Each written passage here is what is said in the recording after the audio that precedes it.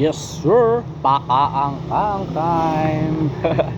Dahil ah, chess ako kahapon, ito yung inuuna ko. Medyo busy ang mga linya sa ibang mga ano ba tawag doon? Basta busy ang ibang mga equipment para sa chess. Kaya yun na yun.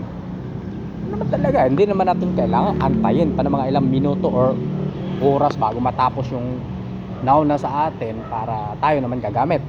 Sayang yung oras eh. Kaya ganun yun. Yun naman kahit sa anong workout, yun din yung mentality ko pagdating sa gym. Unang kunyari ganyan yung chest niya. Bala ko sana mag-incline dumbbell chest press. May mga nauna sa akin doon kaya hindi ko na antayin pang matapos sila or makikisabay. Yun na nga, medyo abala rin pati. Kasi hindi naman kayo pare-parehas ng binubuhat. Kunyari, mas malakas siya sa'yo, di mas mabigat yung binubuhat ka kaysa sa'yo. Ngayon, magkalat naman yung mga dumbbells na gagamitin nyo doon. Kaya yun yung mahirap. Kaya ganun yung ginagawa ko. Kahit sa, kunyari, magle-legs ako. Pagdating ko ron, ang una, pag alis ko ng bahay, ang plano, squat. Pagdating ko ron, may nakapwesto sa squat area, lipat agad ako rito sa leg press or sa pendulum squat. Pagka busy lahat, meron namang Bulgarian split squat at iba-iba pang squat, basta squat. At paanong klase gawin mo dyan, iisa pa rin naman yung muscle na gagamitin mo eh. Legs pa rin. biglang legs pa rin, hindi pa rin magbago yung katotohanan doon. Sabihin natin yung effectivity magkaiba. Anong magkakaiba? Pare-parehas lang yan. Ayusin mo lang pag-execute, form, technique, parehas lang yan.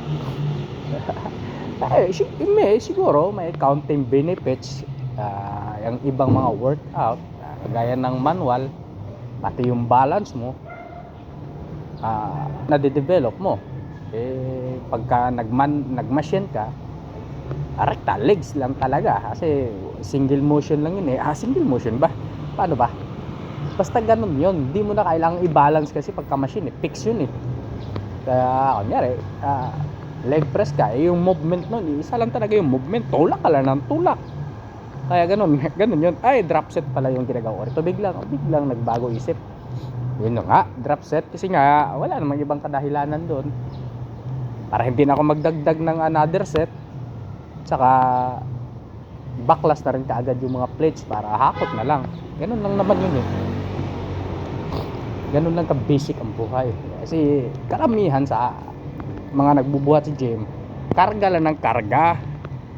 Tapos pagdating nung pagligpit na ng mga plates, malaki ng problema, iniiwanan na. Okay lang sana kung yung mga plates na gamit mo pangkaraniwan o pang masa. Paano kapag mabibigat? Sino ba lamang naman yung magbubuhat niyan? Mangilan-ilan lang yung makakabuhat ng ganun kabibigat. Prewisyo yun. biglang nagsermon. Prewisyo yun. Hindi yun maganda. Sabi ganun.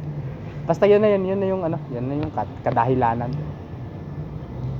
Kasi yun na nga, nagtitipid tayo sa oras. Pag mahaba oras, pwede kang magtatlong set sa ganyan kabigat. Kahit maka 12, 8, 6 repetition ka sa pangatlong set, goods na yun. Dito naman, isang set lang. Galing isa, dalawa, tatlo, pang-apat na set, diretso na, drop set. Kasi yung mga naunang set kasi, yung mga dalawang naunang set, ano pa lang yun eh, warm up set pa lang yun eh. Yung dalawang set na medyo hirap ka na talagang igalaw yung bigat. Pero hindi naman yung hirap na wala na rin sa form. Nandun pa rin sa form. Hindi ganun ka perfect. Normal naman daw talaga yun eh. Pagka ang tawag nito, maximum na bigat na talaga yung binubuhat mo. Hindi na talaga ganun ka perfect yung form. Pero hindi naman ganun ka asiwa, ano pa ba? Basta ganun yun. Huwag ka na kasi kayong magulo. Siya talaga. May pa-flex pang nalalaman siguro ko. Ganun daw talaga sabi ni Arnold Janip na pagkatapos ng set, samahan mo talaga ng flex. So